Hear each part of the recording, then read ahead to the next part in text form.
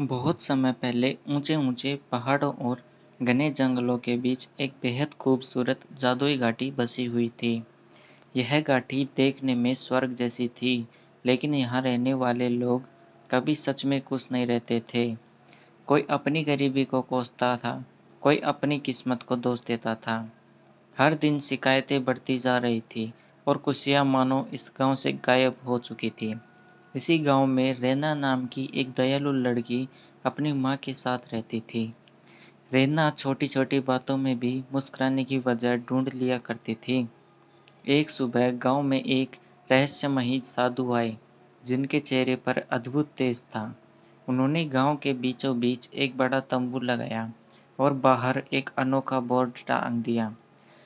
उस बोर्ड पर लिखा था, खुशियों की पोटली यहाँ मिलती है। यह पढ़ते ही पूरा गांव हैरान रह गया और देखते ही देखते लोगों की लंबी लाइन लग गई। सबसे पहले गांव का सबसे लालची आदमी विक्रम साधु के तंबू के पास पहुंचा। उसने कहा, महाराज, मुझे इतना धन चाहिए कि मेरी आने वाली कई पीढ़ियां भी अमीर रहे। साधु मुस्कुराते हुए और अपनी झोली से एक चमकता हुआ जादुई पत्थर निकालकर उसके हाथ में रख दिया। साधु बोले, यह पत्थर तुम्हारी हर इच्छा पूरी करेगा, लेकिन तुम्हें हमेशा खुद को खुश इंसान मानना होगा।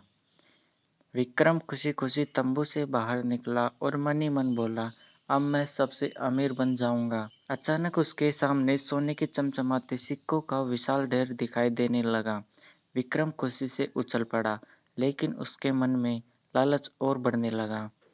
तभी जादुई पत्थर की चमक धीरे धीरे गायब होने लगी। कुछ ही पलों में सारे सोने के सिक्के साधारण पत्थरों में बदल गए। विक्रम समझ ही नहीं पाया कि आखिरकार उसकी सारी दौलत एक पल में कहाँ गायब हो गई। एक एक करके गांव के सभी लोग अपनी अपनी इच्छाएं लेकर साधु के पास पहुंचे, लेकिन कोई भी खुश रहने की शर्त पूरी नहीं कर पाया। अगले दिन रैना शांत मन और मुस्कुराते चेहरे के साथ साधु के तंबू में पहुंची।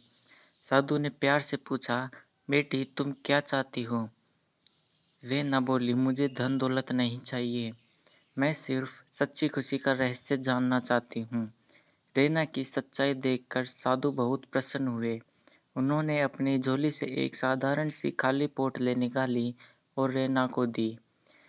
साधु बोले, इस पोटली का जादू इसके अंदर नहीं बल्कि इसे इस्तेमाल करने के तरीके में है। जब भी तुम्हें कोई छोटी सी खुशी मिले, उसे याद करके अपनी मुट्ठी की हवा इस पोटली में भर देना और हर रात इसे खोलकर दिन भर की उन खुशियों को याद करना। रैना ने साधु की बात मान ली और उसी दिन से छोटी छोटी खुशियाँ अपनी पोटली में जमा करना शुरू कर दिया। अगली सुबह रैना ने ठंडी ताज़ी हवा को महसूस किया और मुस्कुराते हुए अपनी मुट्ठी की हवा पोटली में भर दी।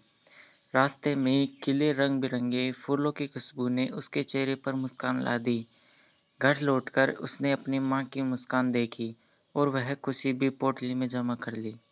उसने एक बुजुर्ग महिला की मदद की और उस पल की खुशी भी उसने अपनी पोटली में रख ली। दिन बीतते गए और रैना की पोटली छोटी छोटी खुशियों से भरने लगी। हर रात जब वह पोटली खोलती तो उसके मन में सुकून और खुशी भर जाती। कुछ ही हफ्तों में रैना के चेहरे की मुस्कान पूरे गांव की पहचान बन गई। गांव वालों ने हैरानी से पूछा, रैना, तुम हमेशा इतनी खुश कैसे रहती हो? रैना मुस्कुराई और बोली, सच्ची खुशी किसी जादुई चीज में नहीं, बल्कि छोटी छोटी खुशियों को महसूस करने में है।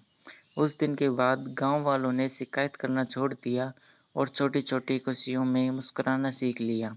यही सच्ची खुशी है। सच्ची खुशी बाहर की चीज़ों में नहीं बल्कि हमारे नज़रिए में होती है। जो छोटी छोटी खुशियों के लिए आभारी रहते हैं, वही सबसे खुश रहते हैं। तो दोस्तों, आपको कैसी लगी हमारी वीडियो? अगर हमारी वीडियो आपको पसंद आई तो हमारे चैनल को सब्सक्राइब करना, ताकि आने वाली वीडियो आप तक पहुंच सके।